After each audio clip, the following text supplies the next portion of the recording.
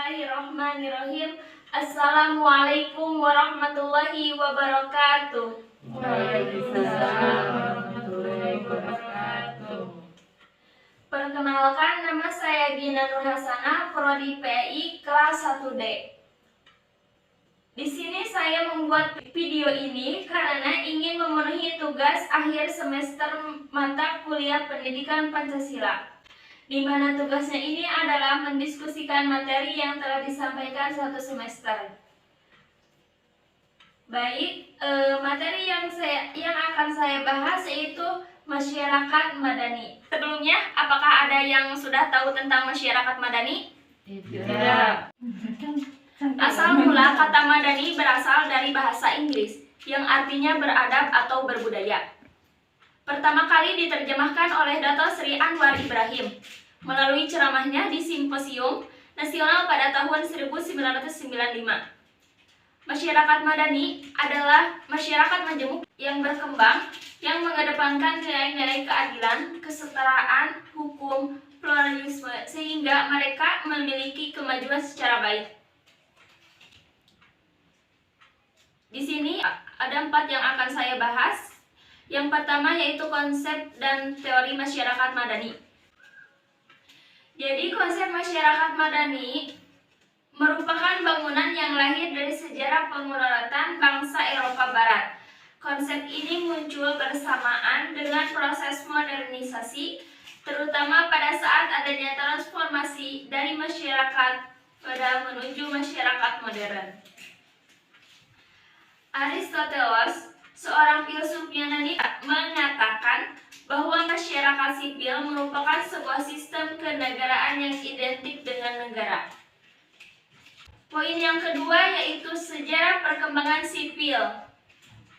Sejarah perkembangan masyarakat sipil sebenarnya berasal dari sejarah masyarakat barat. Akar pengembangannya dapat dirunut mulai Cicero 106 sampai 43 sebelum Masehi. Masyarakat madani menurut Anwar Ibrahim merupakan sebuah sistem sosial yang subur dan memiliki landasan prinsip moral. Dengan adanya prinsip moral, dapat terwujud pula stabilitas di dalam masyarakat yang mampu menjamin kebebasan individu. Dalam tradisi Eropa sampai abad ke-18, pengertian civil society dianggap sama dengan pengertian negara, yakni suatu kelompok atau kekuatan yang mendominasi seluruh kelompok masyarakat lain. Masyarakat madani menurut Anwar Ibrahim merupakan sebuah sistem sosial yang subur dan memiliki landasan prinsip moral. Dengan adanya prinsip moral, dapat terwujud pula stabilitas di dalam masyarakat yang mampu menjamin kebebasan individu. Yang ketiga, karakteristik masyarakat madani. Menurut Heri Herdiawanto, karakteristik masyarakat madani yaitu yang ke-1, free public sphere. Maksudnya adalah ruang publik yang bebas sebagai sarana dan dalam mengemukakan pendapat. Yang kedua, demokratis. Maksudnya adalah masyarakat dapat berlaku santun dalam pola hubungan interaksi dengan masyarakat sekitarnya dengan tidak mempertimbangkan aspek suku, ras, dan agama. Yang ketiga adalah toleran. Maksudnya adalah sikap yang dikembangkan dalam masyarakat madani untuk menunjukkan sikap saling menghargai dan menghormati aktivitas yang dilakukan oleh orang lain. Yang keempat adalah pluralisme. Maksudnya adalah pertalian sejati, kebinekaan, dan ikatan-ikatan keadaban. Pluralisme erat kaitannya dengan sikap toleransi kepada orang lain yang nyatanya dibutuhkan dalam kehidupan masyarakat yang majemuk. Yang terakhir yaitu keadilan sosial. Maksudnya adalah keseimbangan dan pembagian yang proporsional terhadap hak dan kewajiban setiap warga yang meliputi seluruh aspek kehidupan. Yang keempat adalah pilar penegak masyarakat madani. Yang dimaksud dengan pilar penegak masyarakat sipil merupakan berbagai lembaga yang bisa melakukan kontrol sosial terhadap pemerintahan.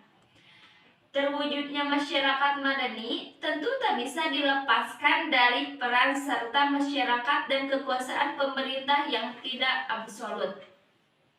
Siapa saja sih yang menjadi pilar masyarakat madani itu? Yang pertama, lembaga swadaya masyarakat. Lembaga swadaya masyarakat adalah institusi sosial yang dibentuk oleh swadaya masyarakat yang tugasnya esensi adalah membantu dan memperjuangkan aspirasi dan kepentingan masyarakat yang tertindas. Yang kedua yaitu pers. Pers merupakan institusi yang penting dalam pergerakan sipil karena kemungkinannya dapat mengkritisi dan menjadi bagian dari sosial kontrol yang dapat menganalisa serta mempublikasi berbagai kebijakan pemerintah yang berkenaan dengan warga negaranya. Yang ketiga yaitu supremasi hukum. Setiap warga negara, baik yang duduk dalam formasi pemerintahan maupun sebanyak rakyat, harus tunduk kepada aturan hukum. Hal tersebut berarti bahwa perjuangan untuk mewujudkan hak dan kebebasan antara warga negara dengan antar warga negara pemerintahan haruslah dilakukan dengan cara-cara yang damai dan sesuai dengan hukum yang berlaku. Yang keempat yaitu perguruan tinggi. Politik merupakan wahan bagi warga negara untuk dapat menyalurkan aspirasi politiknya. Apakah ada yang ingin ditanyakan tentang masyarakat madani ini? Pertanyaan teman saya yaitu apakah madani itu ada sangkut pautnya dengan Pancasila? Menurut saya ada, karena masyarakat madani itu ciri-cirinya menjunjung tinggi nilai Pancasila. Mengapa begitu? Karena di Indonesia menuju masyarakat madani itu sudah ada alatnya, yaitu berupa Undang-Undang 1945, Bahasa Indonesia, lagu kebangsaan, dan bendera merah putih, lambang negara kita. Apakah sudah jelas dengan jawaban dari saya? Sudah. Sebutkan ciri-ciri masyarakat madani. Izin menjawab dari pertanyaan tadi. Sebutkan ciri-ciri masyarakat madani.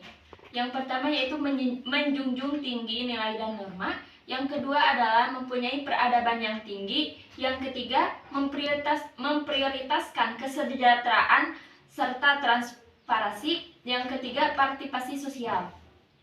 Apakah sudah jelas? Sudah jelas. Terima kasih atas waktunya teman-teman. Mohon maaf apabila ada kesalahan. Cukup sekian. Wassalamualaikum warahmatullahi wabarakatuh. Waalaikumsalam warahmatullahi wabarakatuh.